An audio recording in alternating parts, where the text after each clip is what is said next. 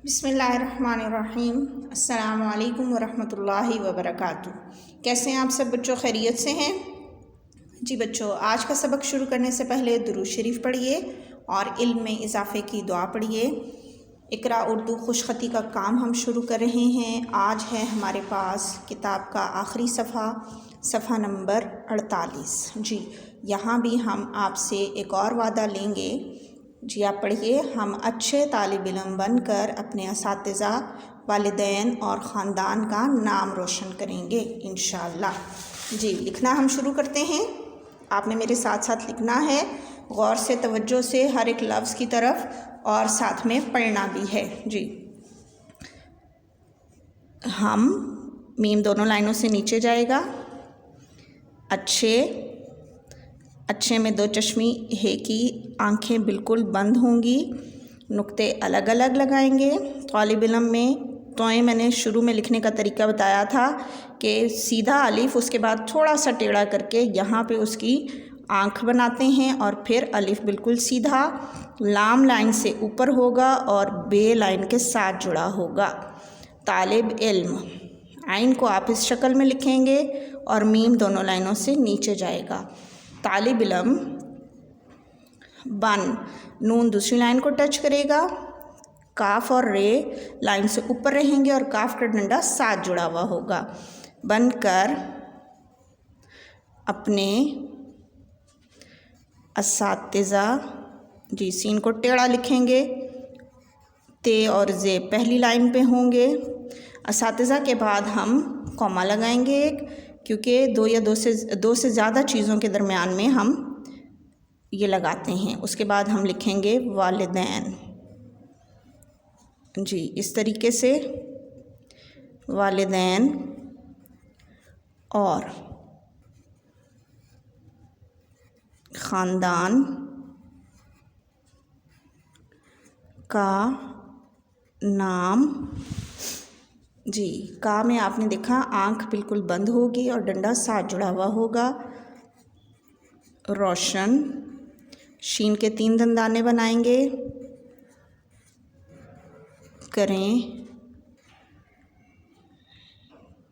गे और आखिर में ख़त्मा का निशान लगाएंगे। जी अगली लाइन हम लिख रहे हैं। हम अच्छे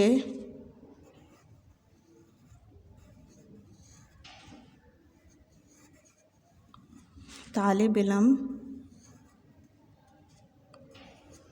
बनकर अपने असातिज़ा,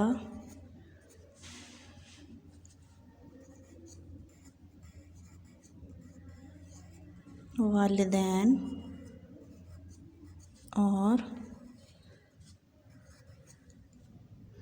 यहाँ पे खे की आँख भी बंद रखेंगे।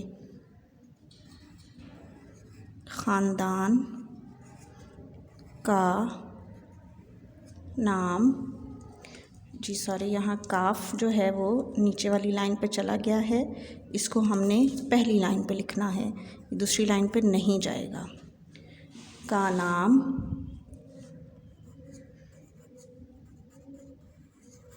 रोशन करेंगे। जी बच्चों, अब हम तीसरी लाइन लिख रहे हैं। हम अच्छे तालिब इल्म बनकर अपने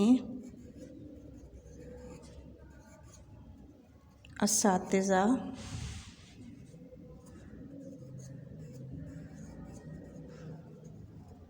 वालिदैन और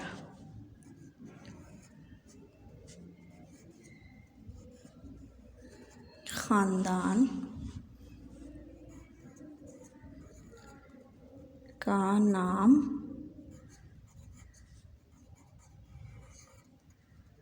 रोशन करेंगे, ख़त्मा का निशान लगा लेंगे। जी बच्चों, 3 लाइनें हमने मुकम्मल कर ली। अब आगे जो मज़ीद लाइनें हैं ये आप ख़ुद लिखेंगे और बिल्कुल इसी तरीके से लिखेंगे सफाई के साथ, और साथ साथ इसका मुताला भी जारी रखेंगे। जी, आज हमने इकरा खुशखती का आखिरी सफ़ा किया है। दरमियान में जो सफ़े रह गए हैं वो इंशाल्लाह हम बाद में करेंगे। और इसके अलावा कल की वीडियो देखने से पहले आपने अपने पास अपनी उर्दू की किताब, अमली किताब और अपनी नोटबुक रख लेनी है। इंशाल्लाह हम अगली वीडियो उससे शुरू करेंगे। और अभी बारी है एक हर्फ एक कहानी की। जी बच्चों, खोलिए एक हर्फ एक कहानी। यहाँ पे आज हम पढ़ने जा रहे हैं हजाम का हलवा। जी, कौन से हर्फ की कहानी है? जी शाबाश, ये तस्वीर में देखें, यहाँ छुपा हुआ है इसका हर्फ है। जी, पढ़ना शुरू करते हैं और आप मुझे बताएंगे कि है के कौन कौन से अल्फाज हैं और उनको फिर अंडरलाइन करेंगे। प्यारे बच्चों, हिजाज़ में एक हजाम रहता था जिसका नाम हैदर था, मगर लोग उसे हजाम ही कहते थे और उसे हकीर समझते थे क्योंकि वो बहुत गरीब था। हज के दिनों में वो लोगों के बाल, मूंछों और दाढ़ी की हजामत करते करते थक जाता था। जी, हजाम किसे कहते हैं? जी बच्चों, बिल्कुल सही, जो लोगों के बाल काट कर उन्हें साफ़ सुथरा कर देता है। जी, हजाम उसको कहते हैं। अच्छा जी, यहाँ मेरे साथ अब मुझे बताइए हे के अल्फाज कौन कौन से हैं? जी शाबाश, वेरी गुड। हिजाज, हजाम, हैदर, हजाम, हकीर, हज, हजामत। जी, इसके बाद आपने कहानी को अच्छे तरीके से पढ़ लेना है दुरुस्त तलफ़्फ़ुज़ के साथ। इसके आखिर में दिए गए अल्फाज मायनी को भी पढ़ेंगे और इनको याद भी करेंगे। आज का होमवर्क नोट कर लीजिए।